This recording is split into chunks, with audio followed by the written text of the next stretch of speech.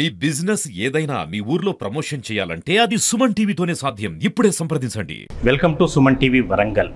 దాదాపు రాష్ట్ర వ్యాప్తంగా డబుల్ బెడ్రూములు బీఆర్ఎస్ ప్రభుత్వ హయాం నుంచి ఆగిపోయిన పరిస్థితి మనకు తెలుసు. అక్కడో ఇక్కడో కూడా ఇచ్చే ప్రయత్నం చేసినా కూడా అనేక మంది లబ్ధిదారులు ఉండటంతో దానికి లిస్ట్ ఏది ఫైనలైజ్ కాకపోవడంతో దాదాపు అనేక సంవత్సరాల నుంచి కూడా డబుల్ బెడ్రూమ్ సంగతి వాయిదా పడ్డ సంగతి తెలుసు. గత 10 సంవత్సరాలకు కూడా ఈ కార్యక్రమం రూపుదాల్చలేదు. ఇటీవలి కాలంలో దీని మీద ఒత్తిడి పెరగడంతో ఎట్టకేలకు మొత్తం మీద డబుల్ బెడ్రూమ్కు హన్మకొండ ప్రాంతాల్లో అంటే వరంగల్ హన్మకొండ ప్రాంతాల్లో దీనికి సంబంధించి కార్యాచరణ లభించింది. దీనికి సంబంధించి ఈరోజు శుక్రవారం రోజు శ్రావణ శుక్రవారం 2వ శుక్రవారం సంబంధించి ఒక మంచి తిథి చూసి రాష్ట్ర సమాచార రెవెన్యూ శాఖ మంత్రి పొంగులేటి శ్రీనివాసరెడ్డి హన్మకొండ ప్రెస్ క్లబ్ పక్కన ఉన్న బాలసముద్రంలోని డబుల్ బెడ్రూమ్ ఇళ్లకు లబ్ధిదారులకు ఇచ్చే కార్యక్రమాన్ని శ్రీకారం చుట్టారు. మనం చూస్తున్నాం డబుల్ బెడ్రూమ్ అంటే ఇది నిజానికి బాలసముద్రంలో మంచి ప్రాంతంలో దాదాపు పెద్ద ఎత్తున అనేక ఫ్లోర్లతోనే 592 ఇళ్లను నిర్మించారు. ఇది చాలా మందికి కూడా దీనికి సంబంధించి తమకు ఇవ్వాలని కూడా అనేక మెమోరాండాలు కూడా సమర్పించారు. అనేక సార్లు కాలయాపన కూడా జరిగింది. ఎట్టకేలకు రాష్ట్ర సమాచార శాఖ మంత్రి ఈ డబుల్ బెడ్రూమ్లను లబ్ధిదారులకు లాంఛనంగా ఈ రోజు మాత్రం అంటే ఫ్రైడే రోజు ఒక 2-3 మాత్రం ఇచ్చారు. దాదాపు 500 మందికి పైగా ఈ తర్వాత డబుల్ బెడ్రూమ్కి ఇవ్వనున్నారు. లబ్ధిదారుల లిస్టును స్థానిక ఎమ్మెల్యే నాయన్ రాజేందర్ రెడ్డి ప్రత్యేక చొరవ తీసుకొని లబ్ధిదారులందరినీ కూడా ఎంపిక చేసి ఇచ్చే కార్యక్రమానికి శ్రీకారం చుట్టారు. అయితే ఎట్టకేలకు చాలా పరిస్థితుల్లో జరిగినట్టే ఇక్కడ కూడా అనేక అవకతవకలు జరిగినాయని గత కొన్ని సంవత్సరాలుగా ఆరోపిస్తున్నారు. మనం చూసాం చాలా వరకు ప్రెస్ క్లబ్ ఎదుట కూడా పెద్ద ఎత్తున మంత్రి ముందట ప్లే కార్డులతో ప్రదర్శించు నినాదాలు చేశారు. కొంతమంది కూడా మంత్రి కాన్వాయ్ని అడ్డుకునే ప్రయత్నం కూడా చేశారు. చాలామందికి మధ్యవర్తులకు అయితే ప్రభుత్వంతో సంబంధం లేకుండా అనేక మంది మధ్యవర్తులకు డబ్బులు ఇచ్చి మోసపోయిన వాళ్ళే దీనిలో చాలా ఉన్నారు. కానీ డబుల్ బెడ్రూమ్కి మొత్తం మీద బాలసముద్రం ప్రాంతంలో ప్రైమ్ లొకేషన్ ఇది హన్మకొండ కొత్త బస్ స్టేషన్ కేవలం ఒక 200 గజాల దూరంలో మాత్రమే ఉంటుంది. ప్రెస్ క్లబ్ పక్కనే ఉంటుంది. తర్వాత మెయిన్ రోడ్ కాలోజీ జంక్షన్ కానీ హైగ్రీవాచారి మైదానం కానీ దాని ప్రాంతంలో ఉండే ఈ ప్రైమ్ లొకేషన్కి సంబంధించి 500 మందికి పైగా డబుల్ బెడ్రూమ్ ఇచ్చే కార్యక్రమానికి మొత్తం మీద రాష్ట్ర ప్రభుత్వం శ్రీకారం చుట్టింది.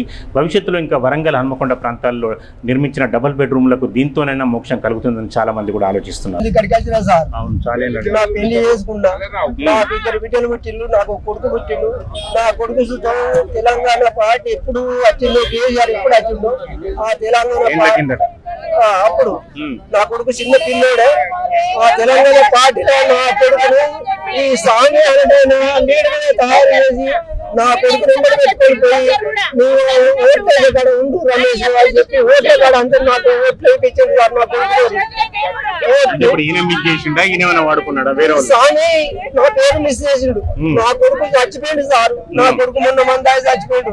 నా కొడుకు నా కొడుకు వల్ల పైసలు ఇచ్చిన ఆయన పేరు పెద్ద మనిషి స్వామి. ఆయనకు మా ఆయన 10,000 ఇచ్చిండు.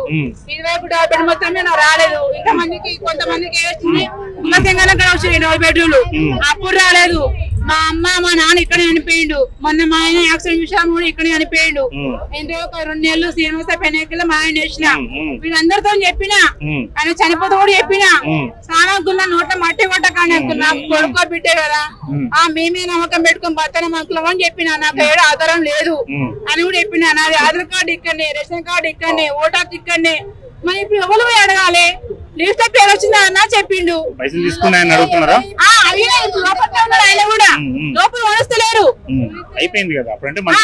అయిపోయింది. లిస్ట్ పేరు వచ్చింది అరుణ నా మీద నమ్మకం పెట్టుకొని ఉందా చెప్పిండు. నమ్మకం పెట్టుకున్నప్పుడు గిట్లా వేస్తాడా?